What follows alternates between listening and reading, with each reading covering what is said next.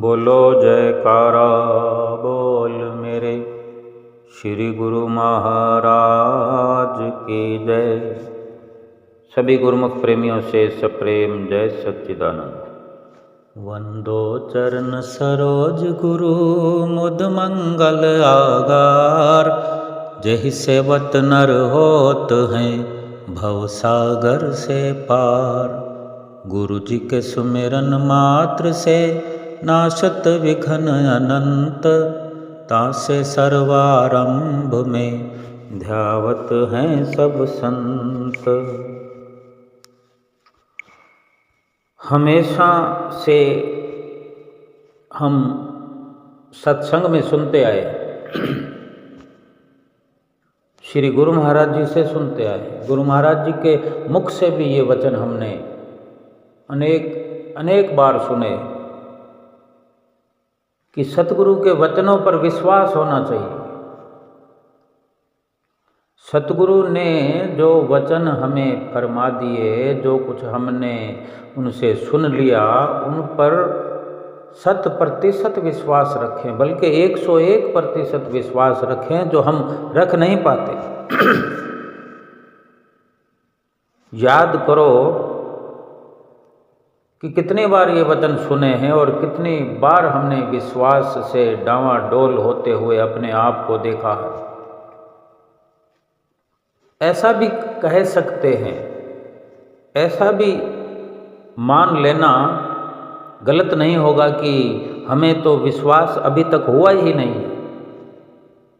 ऐसा भी हो सकता है, चाहे सबके साथ ना हो ऐसा, लेकिन कहीं ना कहीं ऐसा हो सकता है कि विश्वास तो अभी हुआ ही नहीं। विश्वास वो नहीं होता जो डामाडोल हो जाए, विश्वास वो होता ही नहीं जो टूट जाए। क्योंकि जब सतगुरु के वचनों पर या सतगुरु के स्वयं पर विश्वास एक बार हो जाए, तो फिर इतना आगे हम निकल जाते हैं उनके आशीर्वाद से, उनकी कृपा से, कि फिर विश्वास टूटने वाला कहीं पर स्टेप आता ही नहीं कि हमारा विश्वास टूट जाए या डामाडोल हो जाए या डगमगा जाए हम। ये सारी जो प्रक्रिया है वो इसी प्रकार से ही समझना पड़ेगा कि हम खुद अपने आप की जांच करें कि अगर हमें विश्वास पक्का है, हम कहते हैं, महसूस करते हैं, तो एक बार जांच करें, क्या सतगुरु पर ही पूरा विश्वास है? क्या हम सतगुरु के ही सच्चे सेवक हैं, गुरुमुख हैं? यानी सतगुरु की ही सेवकाई को हम मुख्य रूप से अपनाए हुए हैं। ये कितना ठीक है, कितना गलत है, हम जांच लें। जब तक सतगुरु के शब्द के द्वारा हृदय, हमारा दिल पसीजता नहीं है, ये एक विश्वास की बात है। विश्वास के अंदर रह करके, दृढ़ विश्वास को धारण करके, अटल विश्वास के दायरे में रहते हुए जब हम सतगुरु के बख्शे हुए शब्द को अपने हृदय में उतारते हैं, उसका अभ्यास करते हैं, सुमरण करते हैं, नित्य प्रति करते हैं, तो हृदय शब्द के अभ्यास से पसीजने लगता है। यानी हृदय जब पवित्र होता है, पाक हो जाता है, नाम की कमाई से, शब्द की अभ्यास की रगड़ से, फिर कुछ ऐसा अद्भुत हमारे जीवन में दृश्य पैदा हो जाता है कि कहीं हमारा ध्यान जाता ही नहीं है। इतना विनम्र हृदय हमारा हो जाता है, दिल में इतनी कोमलता हो जाती है कि बिना कारण ही दिल बार बार भावुक हो जाता है। सतगुरु के प्रेम में अनायास ही और अकारण ही गदगद कंठ होकर के अकेले में ही कई बार आंखों से आंसू छलक जाते हैं। ऐसी गदगद प्रसन्नता इस बात का प्रमाण है कि अटल विश्वास हमें अपने सतगुरु के चरणों में है, सतगुरु के वचनों में है, सतगुरु के दर्शनों में है।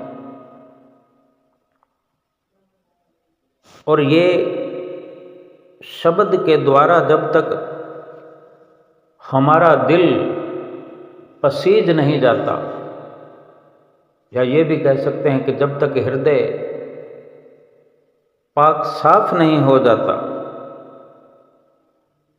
तब तक चाहे सारा सारा दिन हम गुणगान करते फिरें, महिमा गाते फिरें, सुनाते फिरें, और इस प्रकार गुणगान करने से, बयान करने से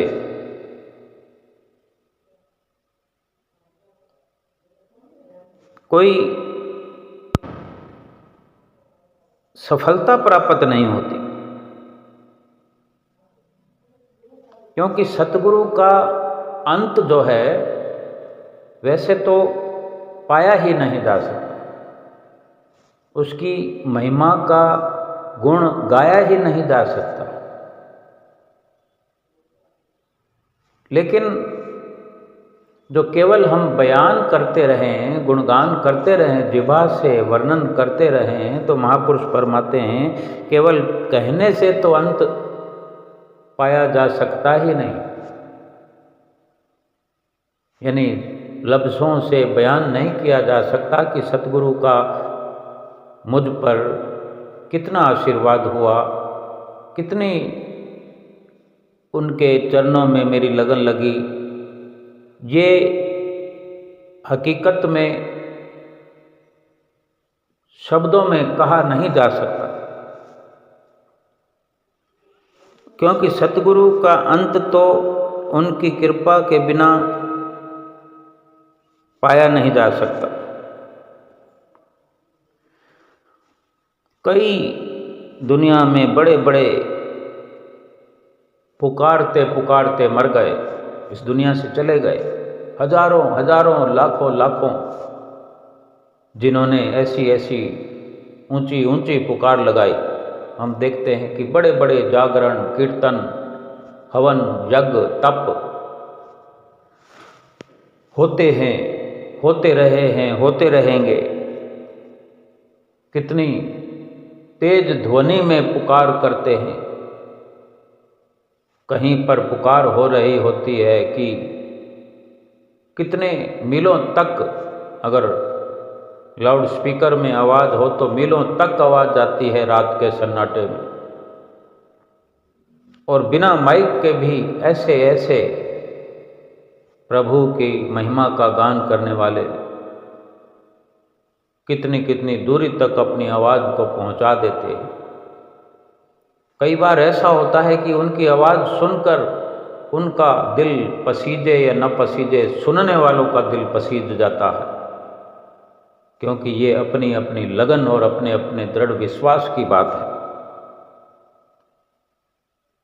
लेकिन सतगुरु के शब्द के द्वारा ही मन और तन पसीजता है, हृदय पाक साफ होता है। महिमा का गायन करने के साथ साथ, जिह्वा से उच्चारण करने के साथ साथ, शब्द की कमाई के बिना, सुमरन के बिना हृदय पवित्र हो नहीं सकता। और अगर सुमरन से हृदय पसीजता है, यानी दया भाव उमड़ता है सभी के प्रति, स्वयं अपने प्रति, अपने प्रति बड़ी दया का भाव अपने हृदय से उमड़ता है, क्योंकि सबसे बड़ी दया तो हमें अपने आप पर करने की ज़रूरत है कि हमारी आत्मा जो है वो कंगाल है, वो बेहाल है, उसका बड़ा दुखी हाल है। और जब ऐसी अवस्था आती है तो प्रभु के हृदय में दर्शन होते हैं, तभी प्रभु के अपने दिल में विराजमान होने का हमें एहसास भी होता है और एक संकेत मिलता है। और ये संकेत कोई समय समय पर नहीं, बल्कि हर पल हर घड़ी एक संकेत मंडराया रहता है कि प्रभु मेरे हृदय में आ गए हैं, मेरे सतगुरु मेरे दिल में विराजमान है। क्योंकि दिल मेरे सतगुरु का सिंहासन है, ये दिल मेरे सतगुरु का एक मंदिर है। और प्रभु अपनी कृपा जिस पर करे उसे ही ऐसा अवसर मिलता है। वो आप ही जीव को अपने आप से मिलाता है। भक्ति मार्ग में तरक्की करने के लिए अपनी आदतों को हमें सुधारना अति आवश्यक है, क्योंकि सतगुरु के वचनों पर अमल करना, उससे पहले उनके वचनों पर विश्वास करना कि सतगुरु ने हमें एक बार अगर फरमा दिया, एक बार हमसे वचन कर दिए कि श्री दरबार के जो 5 नियम हैं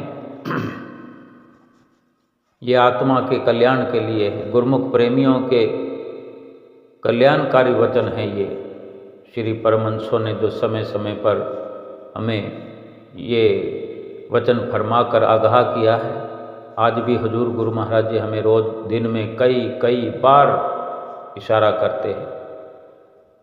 और ये 2 घंटे भजन अभ्यास जो कि हमें हर वक्त ये सुनने को मिलता है, समझने को मिलता है कि हर प्रकार की दुविधा से हम उबर जाते हैं, बाहर हो जाते हैं, हर प्रकार के खतरे से, हर प्रकार के नुकसान से, दुख से छुटकारा पा जाते हैं। लेकिन हम अवश्य सोचें कि जब भी कोई विपदा की घड़ी आती है तो सतगुरु का तो ख्याल ही नहीं आता। अगर हमें कैसे आएगा? ये तभी मुमकिन हो सकता है जब सतगुरु को हम इस प्रकार से याद करते होंगे। सुख में याद करते होंगे तो दुख में याद आएगी, और उनकी याद आएगी तो फिर दया भी उनकी हम पर बरसेगी।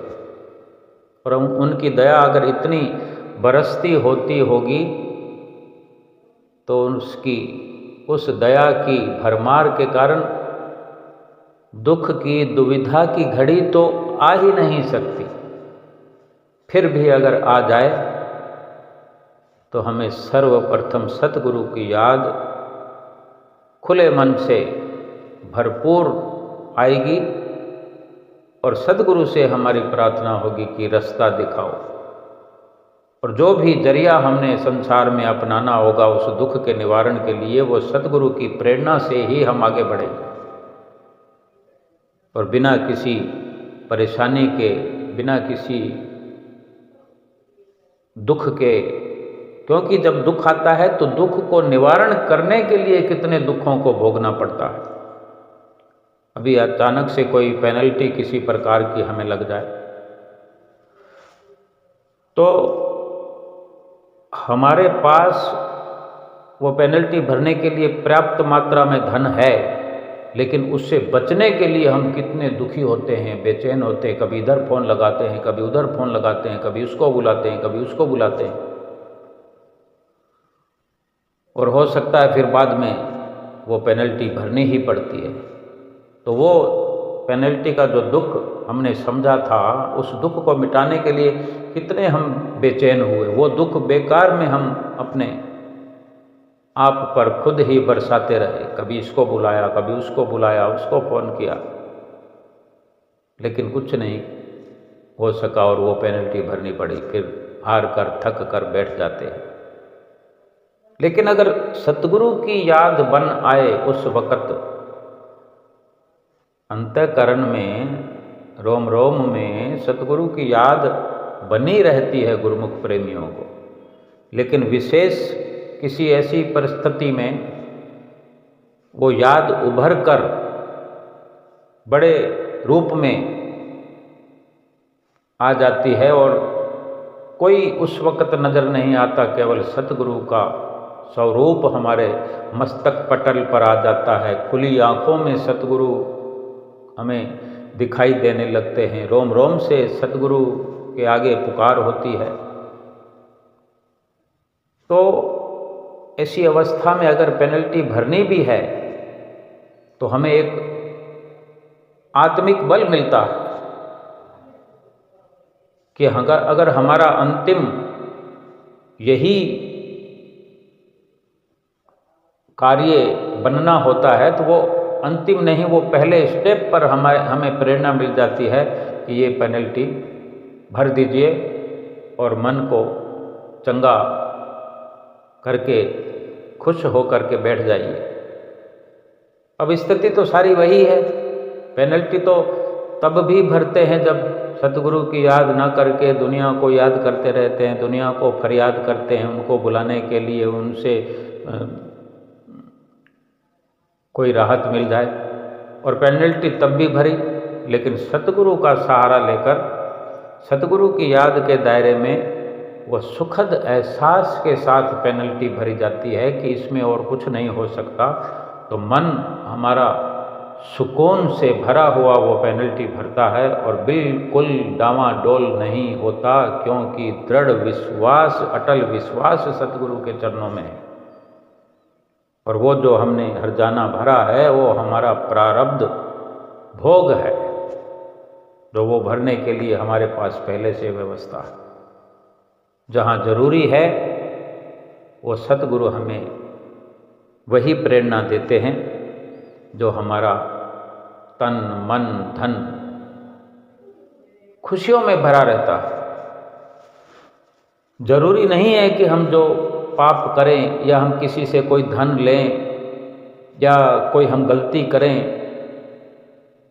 तो फिर हम पर कोई हर्जाना लागू ना हो या हमें किसी प्रकार का दंड न भुगतना पड़े। सपोज कि हम सड़क पर कोई एक्सीडेंट कर देते हैं, हमारी वजह से किसी का नुकसान हो जाता है और हम सोचते हैं किसी का नुकसान हो गया और अगर वो धन से भरपाई हो रही है, धन हमारे पास है, तो सब कुछ प्रभु का दिया हुआ है ना। लेकिन हमारी गलती की वजह से अगर हमें कोई चोट लग जाए, हमारा कोई जान माल की हानि हो जाए, फिर किसी के साथ तो हमारा कोई टकराव नहीं है, लेकिन फिर हमारा ये हर्जाना तो हम स्वयं भुगतेंगे ही। लेकिन शरीर पर आई हुई विपदा फिर कितना हमें दुखद करेगी, कितनी परेशानी हमें भोगनी होगी। लेकिन ऐसी अवस्था में अगर केवल कुछ धन खर्च करने मात्र से सारी दुविधाओं से मुक्ति पाई जा सकती है, तो ये कितना अवसर हमें मिलता है कि हम बिल्कुल सेफ है।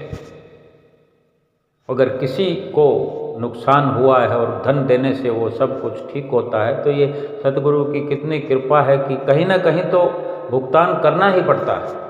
लेकिन सतगुरु ने कितना सुंदर रास्ता हमारे लिए निकाला कि जो हम बड़े आराम से अच्छे से इस दुविधा से उभर गए। तो ये विश्वास अटल अपने सतगुरु के चरणों में हो, सतगुरु के दर्शन में हो, सतगुरु की संगत में हो, सतगुरु के बनाए हुए जो नियम हैं उन पर भी अटल विश्वास हो, ये जरूरी है। क्योंकि भगवान ने ये पहले से व्यवस्था हमारे लिए की है कि हमें सतगुरु के चरणों में पहुंचाया है, सतगुरु से मिलाया है। प्रभु अपनी कृपा जिस पर करते हैं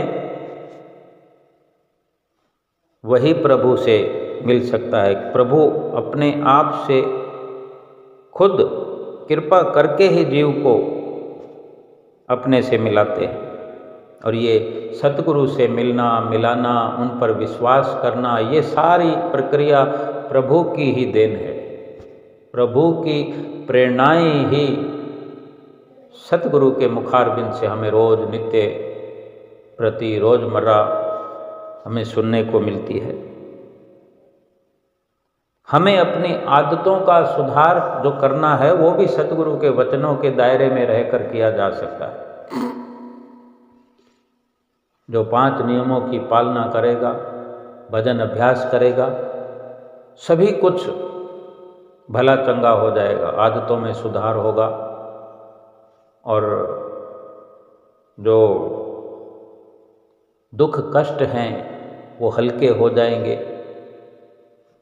दुखों को भोगने का तरीका भी सतगुरु की प्रेरणाओं से हमें प्राप्त होता रहेगा कि किस प्रकार भोगने हैं, दुखों को निवारण करना है। और ये जो नियम पालन हम करते हैं, जैसे जैसे समय हमारा भजन कीर्तन में लगेगा, आरती पूजा में लगेगा, सत्संग में लगेगा, तो पाप होना बंद हो जाएंगे। अगर 3-4 घंटे हमें पूजा अर्चना भजन सुमरन ये सब करके अगर 3-4 घंटे रोज का समय अगर हमने लगाना हो, तो 3-4 घंटे में होने वाले जो हमसे पाप कर्म हैं वो तो रोज के रोज ये समय हमारा बच जाएगा कि इसमें जो हम अगर ये नहीं कर रहे होंगे तो कोई ना कोई पाप कर्म हमारे मन से हो ही रहा होगा। क्योंकि मन कहीं ना कहीं तो झुकता है, कहीं ना कहीं लगता है, कोई ना कोई पाप या पुण्य या निष्काम कर्म कुछ ना कुछ तो करेगा ही।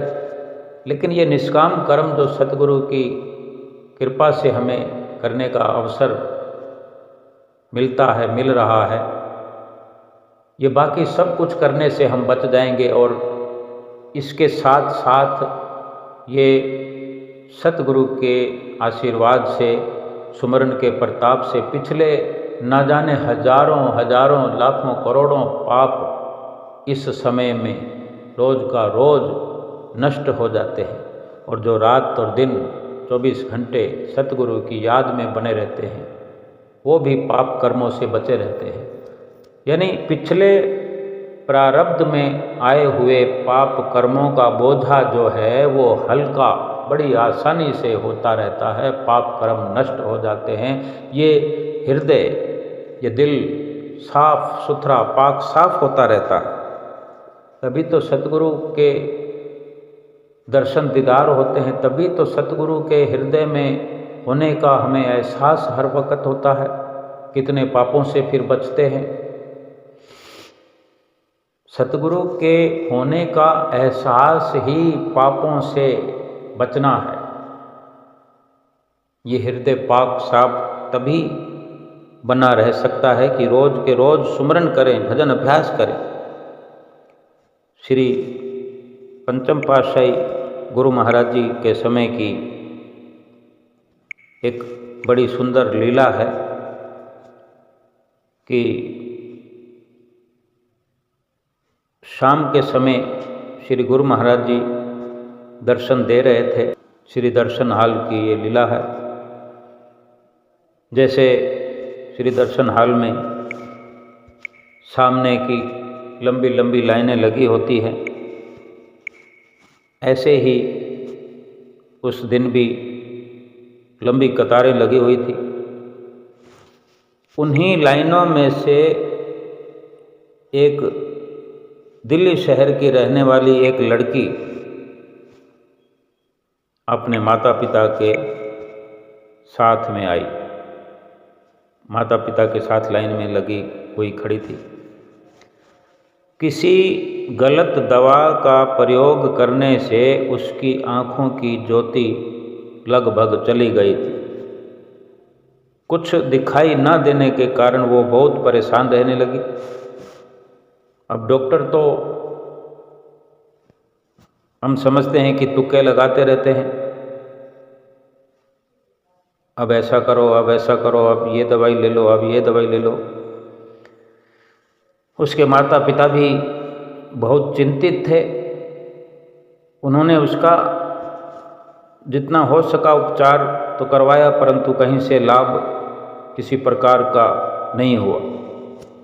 उस लड़की को श्री गुरु महाराज जी की सामर्थ्य पर, श्री गुरु महाराज जी की ताकत पर, उनकी कृपा पर बड़ा अटल विश्वास था। ये विश्वास की बात है। हम विश्वास नहीं कर पाते हैं, इधर उधर भागते रहते हैं, जीवन भर भागते हैं, और जब जब दुख की घड़ी आती तब भी भाग पड़ते हैं। फिर कहीं याद आता है कि गुरु महाराज जी से कुछ हो जाएगा।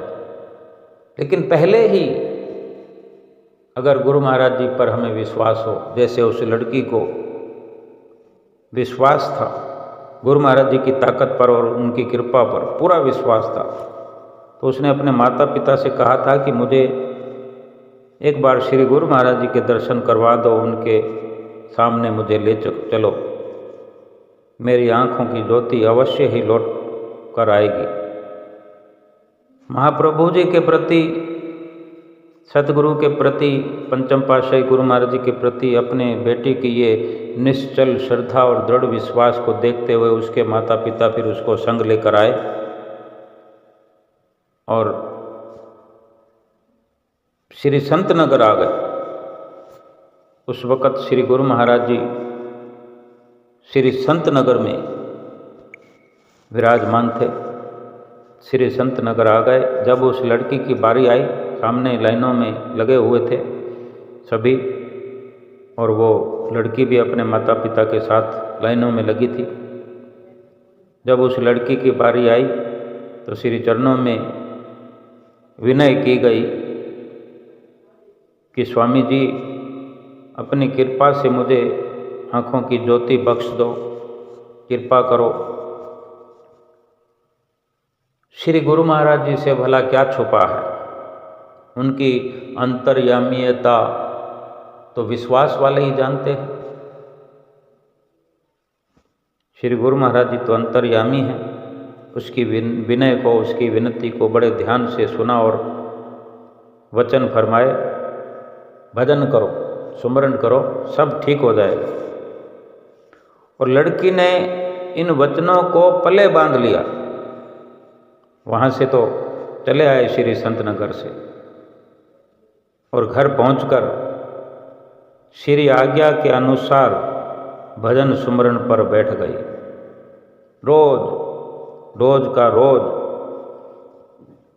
श्री गुरु महाराज जी के वचनों पर अमल करने लगी, और जितना समय वचन हुए भजन सिमरन कर लिए, उससे कहीं अधिक भजन सिमरन करने लगी।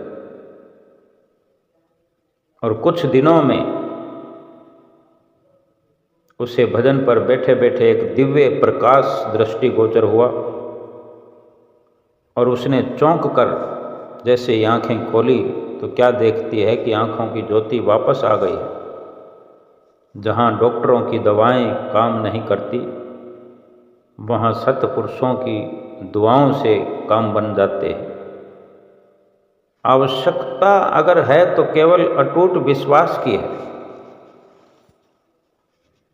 और जब ये करिश्मा हुआ तो वो श्री दर्शनों के लिए अनंतपुर गई और श्री गुरु महाराज जी के चरणों में सारा हाल निवेदन किया। तब श्री गुरु महाराज जी ने फरमाया कि दृढ़ विश्वास और भजन सुमरन ही सब रोगों की दवाई है। अब हम स्वयं विचार करें। बार बार श्री गुरु महाराज जी ने वचन किए, हर स्वरूप में, हर रूप में। गुरुमुख प्रेमियों को सुनने का ऐसा अवसर मिला है। ये श्री दरबार के बड़े बड़े ग्रंथ इस बात की गवाही देते हैं कि जिसने भी अटल विश्वास किया है, अटल विश्वास से भक्ति की है, भजन सुमरन किया है, 5 नियमों की पालना की है, उनकी आंखों में तो क्या, उनके जीवन में भी कभी अंधेरा नहीं हुआ। कितने गुरुमुख प्रेमी ऐसा अटल विश्वास कर पाते हैं कि उन्हें और कहीं जाने की जरूरत नहीं पड़ती। इसका ये मतलब नहीं कि कोई अस्पताल में ना जाए या डॉक्टर के पास ना जाए या किसी प्रकार की दवा दारू नहीं करने की ज़रूरत, ऐसा नहीं है। सभी कुछ संसार के हर प्रकार के जो जरिया बने हुए हैं, दवाई लेना, डॉक्टर को दिखाना, ये सब कुछ जरूरी है, नियमित रूप से करें, लेकिन एक अटल विश्वास अपने श्री गुरु महाराज जी के चरणों में हो।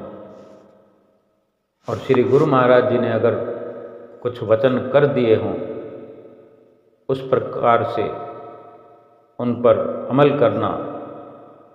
अगर हम आज ही इन वचनों पर अमल करना शुरू कर दें, हमारी तो आँख ठीक है, सब कुछ ठीक है, हमारा शरीर स्वस्थ है, तो हम आज करें, अभी करें, जितना श्री गुरु महाराज जी वचन फरमाते हैं उससे अधिक करें। ऐसी अवस्था ही दुख वाली पैदा नहीं होगी। हम अपने शरीर को चलाने के लिए समय पर खाना खाते हैं कि नहीं, या भूख से जब तड़प तड़प कर हम बुरा हाल हो जाए, क्या तब खाना खाते हैं? नहीं। कपड़े जब हमारे फट करके लीरो लीर हो जाते हैं, तब कपड़े खरीद कर लाते हैं? नहीं।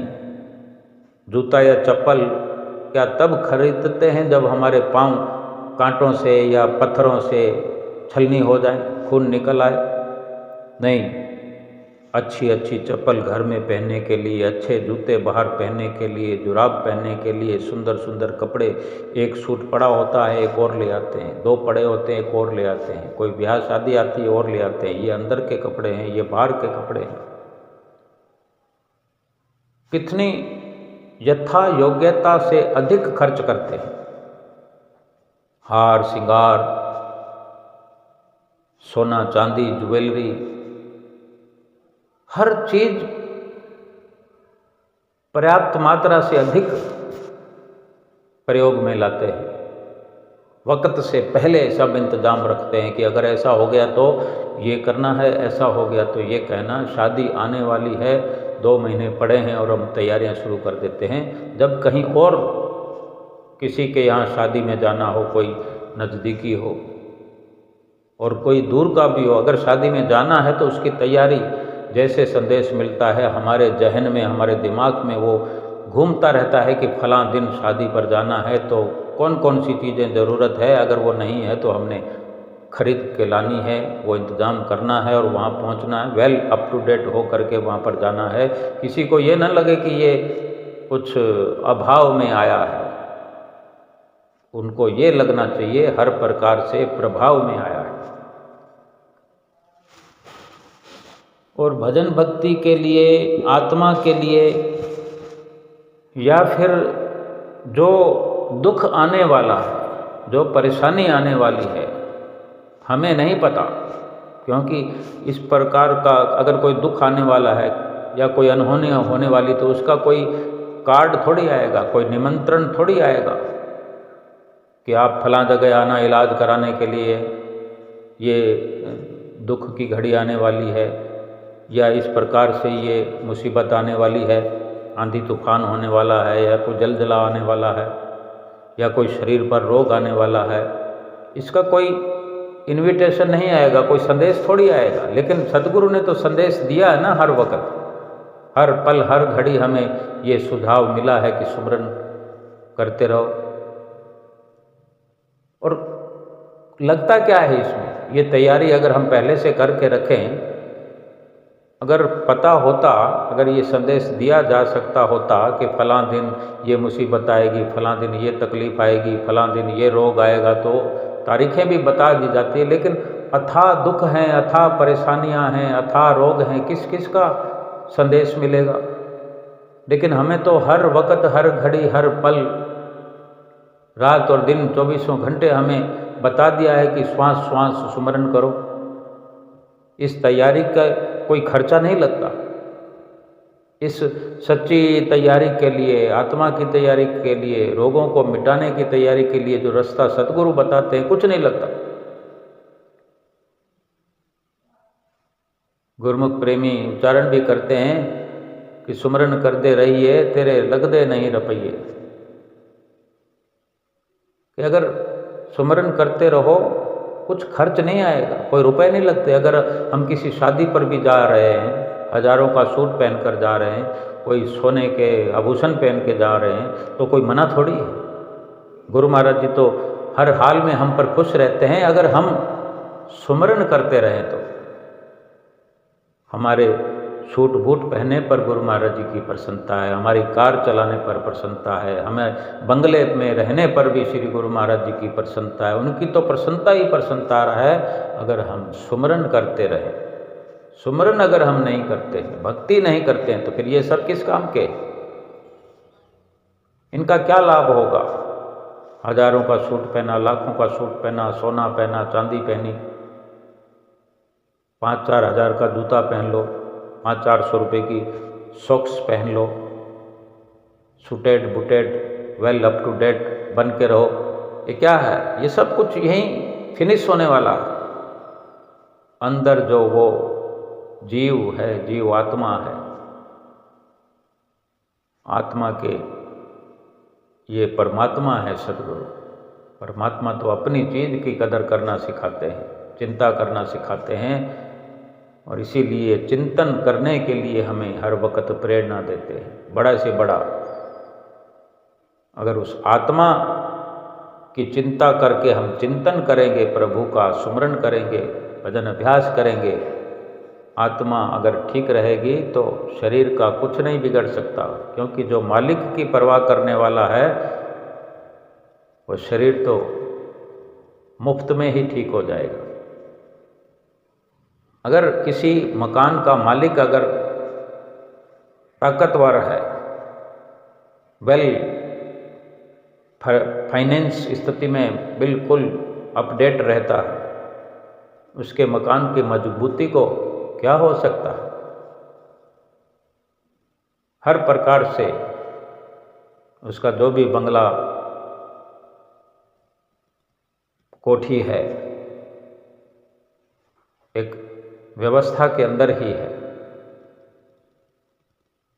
जिसको अपनी जीवात्मा का हर वक्त ख्याल है, जिसको अपने पाप कर्मों पर नज़र है कि अथा पाप मैं करके आया हूँ जन्म जन्मांतरों से, और मेरे प्रारब्ध में दुख भोग हैं ही, जाने कब किस वक़्त आ जाएंगे।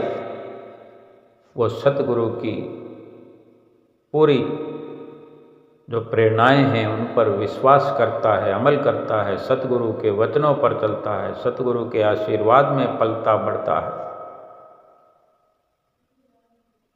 और हमें कितना मजबूत स्थिति में श्री गुरु महाराज जी पहुंचाते हैं, कितना हमारा इस लोक का ख्याल करते हैं, कितनी परलोक के लिए ये व्यवस्था करते हैं कि परलोक में वक्त ज़रूरत जब दरगाह में प्रभु के सामने सामना हो, प्रभु से हमारा सामना हो, तो प्रसन्नता मिले। अगर प्रभु की प्रसन्नता वाले हम यहाँ निष्काम कर्म करेंगे तभी ये संभव हो सकता है। या सांसारिक ये तरक्कियाँ, सांसारिक कार्य, सांसारिक पद वैभव, ये सोना चांदी, कपड़े सपड़े, मोटर गाड़ी बंगला, यही सब करते रहेंगे तो प्रभु की क्या प्रसन्नता हमें मिल जाएगी? फिटकार मिलेगी, फिटकार। हमारे इस जीवन में मनुष्य शरीर लेकर आए हुए का फिर लाभ क्या है? अगर हमने शरीर के निमित्त ही सब कुछ किए रखा, और शरीर तो मिट्टी है, मिट्टी से आया मिट्टी में जाएगा। असल जो वस्तु है, सार जो वस्तु है, महापुरुष वचन फरमाते हैं ना, सार वस्तु है जगत में पावन हरि का नाम, नाम सत्य जग झूठ है, सुरत शब्द पहचान। असल वस्तु भगवान का नाम है, और इस शरीर में असल वस्तु जीवात्मा है। शरीर तो ये औजार मिला है, हथियार मिला है, इसका इस्तेमाल करके आत्मा को बलशाली बनाना है। भजन सुमरन करके, सेवा करके, सत्संग करके, श्री आरती पूजा करके, दर्शन कर करके इस आत्मा को परमात्मा से मिलाना है। ये नहीं कि आत्मा जो असल वस्तु है इसका ख्याल न करें, शरीर पर ही हम कुर्बान होते रहें और जो सतगुरु का, हरि का पावन नाम है उसको छोड़कर बाकी सारे संसार के आडंबर अपनाते रहें, सारी दुनिया का नाम लेते फिरें, सारी दुनिया में नाम कमाने के लिए होड़ में लगे रहें, अपना नाम चमकाने के लिए ऊंची ऊंची हवेलियों पर अपने नाम लिखाने की होड़ में लगे रहें।